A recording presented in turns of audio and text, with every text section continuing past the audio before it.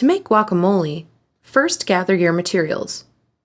You'll need 4 ripe avocados, a white onion, cilantro, a lime, and some salt. You can also include jalapeno for spice and tomatoes for extra flavor. To start, cut 4 ripe avocados in half and remove the pits. Then scoop the avocado into a bowl with a spoon and mash it with a fork until there are only small chunks left.